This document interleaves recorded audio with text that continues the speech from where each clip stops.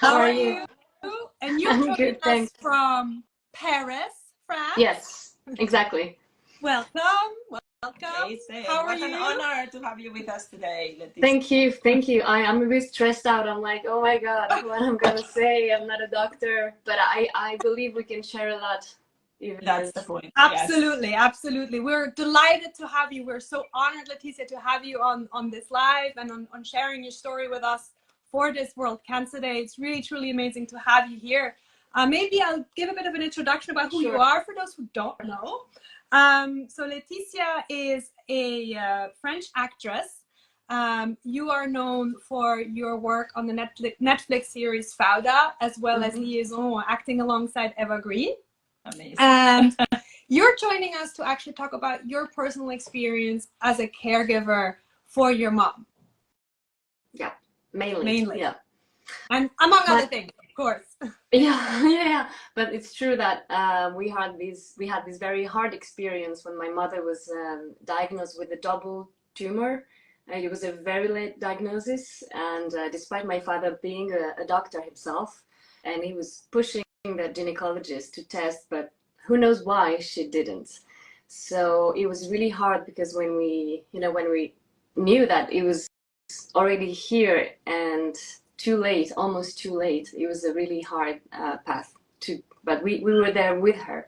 So that's so important, Laëtitia. I think one of the things that we want to highlight as well on World Cancer Day is precisely about everyone, like everybody that is impacted by cancer, and your point of view as a caregiver is an important one. So perhaps we can start there, telling us a little bit more about your mother's diagnosis and your role as a caregiver in your family. How was that? So for me, I wanted to dive into everything I could read, and I researched a lot about it. I read many books, and I wanted to help her because she was, in shock, and she had to go under the chemo and everything. So you don't really have time, and you're not able to read at first. So I wanted to read for her and to help her go through this, and I wanted to bring some kind of help along the way. So at this time it was too late to avoid the onset of the disease or to prevent it. So I wanted to see how I could aid her and her body in the healing.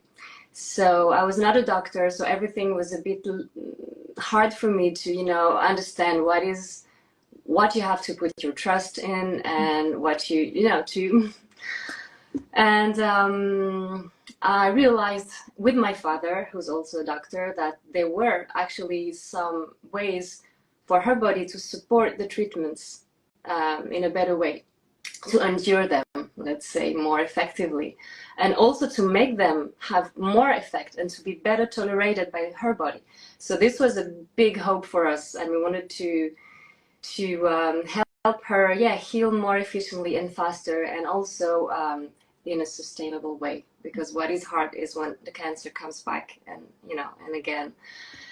So it didn't happen. She was healed and she's still healthy, but this cancer was taken so late in the process due to the lack of detection. And I mean, in France, we have everything we need to check. And so I realized you really have the physical aspect, the dietary aspect, the mental health aspect, and I would even say spiritual, because I think it goes together. So I would like to know a little bit more about when she started the aggressive treatment. Can you tell us a little bit about how that was for you as her daughter? How was it for you to see that and witness that? I'm sure it must have been very overwhelming and difficult. It was really hard. And I could cry again, right now, just thinking about how awful it was, because the treatment was effective, but this treatment, the side effects of this treatment were really awful. And doctors, they are researchers, they try things to heal patients, and sometimes you have to go in this direction and then in the other direction, but this is what research is for. So this particular treatment was really hard to take in, and she has, of course, the hair loss, but also nail loss and dryness of the mucous membranes for years and years. And it was really hard to see her as a daughter, as a woman, also to see her, to see her body so destroyed, like her skin was yellow. And she didn't want me to see her without hair. And one day it happened, and the only thing you can do at this point is just open your arms, give a big hug, and say, I'm here. This is what the people around patients enduring cancer, this is what we have to do, be here. Thank you so much for sharing that. It's so important, I think, for people that are joining us we see people from all over the world joining us this live chat, to see someone, like you, who is an actress and a public figure, sharing these very personal experiences with a cancer diagnosis. So this is, I think, is really wonderful that we have you here today to share all of this. Would you share as well what is your learning? What did you learn about this experience with your mom? I think I learned that we have to be ready, not only for ourselves, but for when someone is fighting cancer around us. We have to be ready, because it's not easy. It's not easy for them, but it's not easy for us as well. And we have to be ready to support. My mother, she wrote a book during her treatment, and she was always saying that the importance that we had around her, that we saved her. And yeah, the attention sometimes we could give is underestimated, I think. Yeah, I think we can motivate people. When you're fighting cancer, you have moments when you're totally down and you think, yeah, you're gonna die, and it's really hard. But if you have someone to catch you and to say, I'm here, never give up. Well, never give up is my is my sentence in life, and I think they need to hear this a lot. Thank you for sharing this, Laëtitia. It's so true that it's not only the person going through cancer, but also the family surrounding this that are very important to this. So thank you so much for sharing. I'd like to move on to a slightly different topic. You were told you have the HPV virus when you were 28 years old, and pre-cancerous lesions had to be removed. How did that experience change the outlook of life for you? Well, first I want to highlight how crucial early detection is, because we have access to healthcare, and I was probably young and didn't think of checking myself.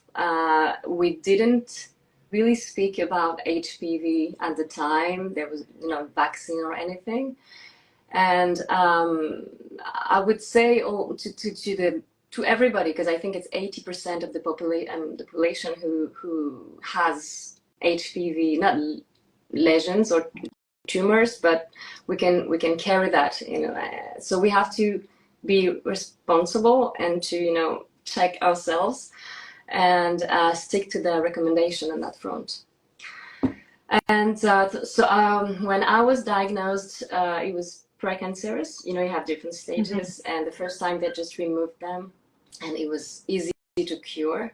So I was lucky. But the second time, they were at the higher stage, more aggressive, and I think it's, as I said before, it's always a bit harder the second time, because you thought you were done, with this matter, and you're like, oh, okay, something isn't over yet. Or maybe I have to fight the battle again. But also I decided to this time, of course, follow being medically supervised, everything. But I also decided to support my body in a healing process. Maybe I had to understand something, maybe, I don't know. And the most important thing is I became aware that changes in the balance of my life were necessary. some, let's say, readjustments. Sorry, my English is a bit rusty this morning. No worries. Okay. So I decided to act where I could have some kind of control, and I followed some of the books, like some of the books recommendations. I will talk about them maybe a bit later, but they are here. Many other ones, but it's, you know, anti-cancer recommendations and how we can prevent. And for me, there are 5 rules. I don't know if you want me to go into it quickly or. Yeah, let's hear the 5 rules. Sure. Okay. It's funny because I just opened this book again, and I wanted to show you how many pages of how many pages of notes and everything, and I have other, and this one is anti-cancer, and it's all, you know, what I'm gonna say is mainly here, but it's 5 easy rules, let's say, because we have control on them. And the first one is the outside attacks from carcinogenic products. We all hear about this now, but when I started to read about this a long time ago, it was totally new, and people didn't believe me, and I was like, don't cook with this pan, cook with this one. Stop plastic in your, you know, in the microwave and stuff. And at the beginning, people were looking at me like, you're an alien or what? But I knew it will happen. So now it's more, we're more aware about it. So yeah, our bodies are struggling, you know, to cope with a harmful and polluted environment. So we have to, it's easy to protect ourselves from what I said, and pesticides and aluminum on the skin and everything. It's or maybe to choose, you know, shampoos and cosmetics without parabens, without, you know, everything. So that's the first thing, and there's a lot to do on that front, but it's easy. We can choose, we can read what is in our products, so that's easy. The other thing, number 2, is what we eat and drink. Of course, we would say now, but the same thing a few years ago, it was like, oh, what are you talking about? Let's go to eat some junk food. So it's easy to filter the water. So I personally filter my water because, you know, all the antibiotic residues, all the hormone disruptors, everything persists in tap water. So people sometimes don't take it seriously, but I do. Also with, you know, all the endocrine disruptors found in plastic bottled water, and we don't think about it, but at last now people talk about this as well. So we have to pay attention. And also for me, that's my obsessions. Like, I have articles everywhere about it, and it's about consuming fewer inflammatory products, such as, you know, meats, flours, refined sugars, everything. So I have fun, I would say, choosing my food, and understand how we can prevent cancer, but also how all these things, you know, like food should be our first medicine, but it would help chemotherapy to be more effective. I'm not saying it will, but it can support the treatment. And I'm personally drinking, you know, my celery juice every morning, and I forgot to drink it because I was preparing the live, but it's, you know, little things we have power on. Of course, physical exercise, that's the third thing, physical exercise, but that's, you know, I'll get some sun every day. And the fourth one is meditation, Tai Chi, yoga, anything, you know, we can do to reduce the stress and not letting stress take hold on us. Because what I noticed, but I think it's true, is when the body's physiology is altered, it takes a long time to restore. So every day to reduce the level of stress for me is really important, and to, you know, give ourselves the time to reconnect, to feel centered. And also when I was fighting, I do this because I think the cancer, the HPV is not, you know, as hard as metastatic cancer or, you know, these kind of things. But I took it very seriously, And I did some visualization techniques, to imagine, my body, and to imagine the substances that you can inject in your body to fight the tumors, how the product is going to go into your cells, and you think about this and how you can help. And to me, that's the body and mind connection. They're inseparable, and this is the work I think we can do on ourselves when we are fighting cancer. I mean, with the products, you have the products, the medicine, and you have what you do, what you personally do, what you act, you act on it. Yeah. It's an option. I think it's a better option than not doing it. And I think the last thing is freeing ourselves from culpability, and also from a sense of helplessness. We are able to resolve the past traumas, learning how to welcome our emotions, finding someone around us, as we say. I mean, when we are healing, it's also our responsibility to go and say, I need you. It's hard, but someone to share your emotions with and say, this is what I'm going through. Can you be here? So I think that's the 5 big things. It's amazing, Laëtitia. Really, thank you for sharing. It's about healthy lifestyle and anything that really can help. Yeah, I hope I didn't throw too much at a time. That's okay, but I wanted to just make a remark. Like, you are wearing the Close the Care Gap hoodie. Yes, That, thank you. So first, thank you for Of that. course. It is Thank you for saying it. The campaign in UICC is about closing the care gap, which obviously impacts, all the inequities impacting cancer. You are talking about your experience from obviously accessing care wasn't an issue because you are in France and it's a high-income country. But just so that everybody knows, you have origins from Lebanon, that is, as we know, a country that faces a very different reality. Perhaps now, we can wrap up a little bit the conversation, but please share with us as well a little bit that experience of having family members in Lebanon facing really the inequities that we are asking to stop on cancer care. What can you share about that? Yeah, we had an uncle that was facing cancer and didn't have really access to. We felt it from France that he didn't have access to what he should have access to, and it was hard. And I have another cousin in Lebanon who's currently facing a severe relapse from a previous cancer.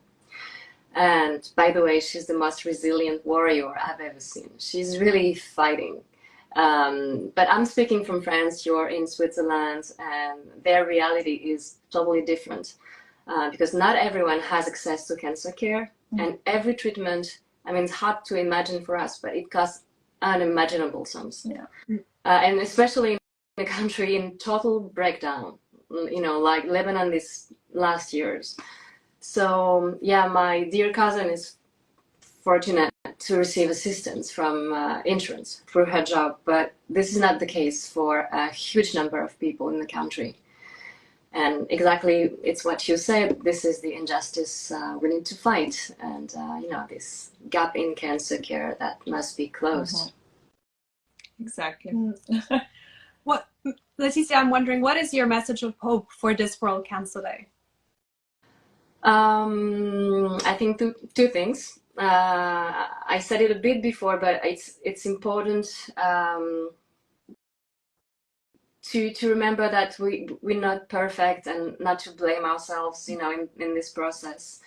To see that we can do our best, and we're not all powerful, but everything cannot be healed, but it's worth trying.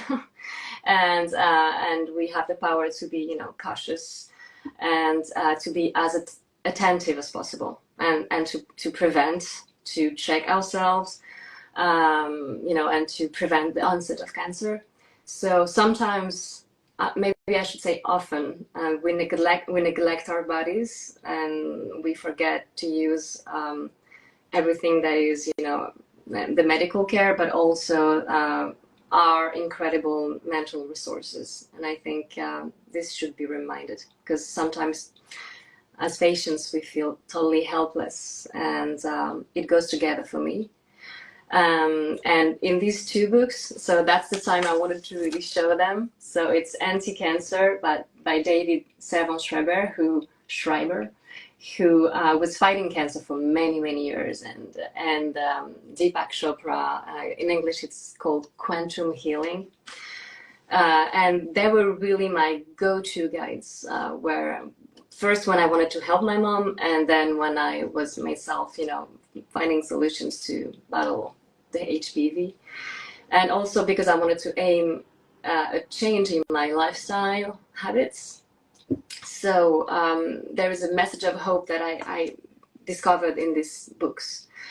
And I really wanted to share it, is so surgeon and neurologists, they noticed that especially in treatments for breast cancer, but I think it applies for everything, when women were undergoing chemotherapy, when they managed to reflect on their lives, to realize, at what point they have been overwhelmed and at what point they had given up, this is when cancer took hold.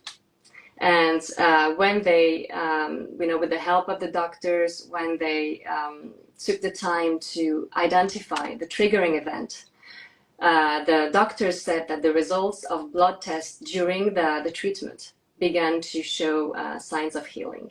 So it can really go together. And I think it's not like a cold that you catch. Cancer is something that is emerging from our body for a reason. And it's important to be able to listen and to discover during the treatment what it is about and what is here to be understood. So my message of hope would be that we do have power in our healing and in preventing the onset of cancer. And I think it's mainly by maintaining a healthy lifestyle, body and mind. Thank you very much for sharing this, Laëtitia. I'm sure this powerful message resonates with many of us across the world.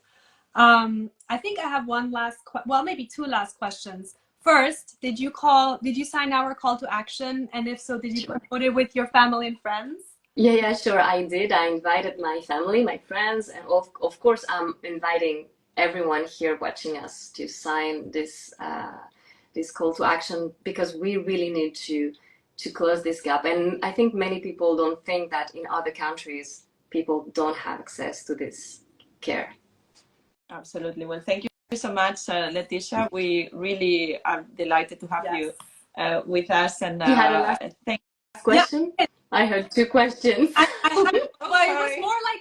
was more like a remark, Laëtitia. I hope that you tune into our next couple of lives. We have a really amazing lineup still for the rest of the day. So if you do have the time, you have nothing better to do in Paris on a Sunday afternoon, feel free to stop by. I will, because they seem very interesting. You have very interesting guests and very different. I think you're going to have very different messages coming out from them. Thank you so much. Thank you so much. We're really delighted and honored to have you. Thank you very much for having me. Thank you. For those viewing us from from all countries, over the world. We've been seeing popping in and leaving comments and Turkey, lots New of love. Zealand, Uganda. So thank you to them, and thank you especially. Yeah, I'm seeing all the messages now, but I was so focused on the conversation. So thank you to everyone listening and watching. Thank you. Thank you.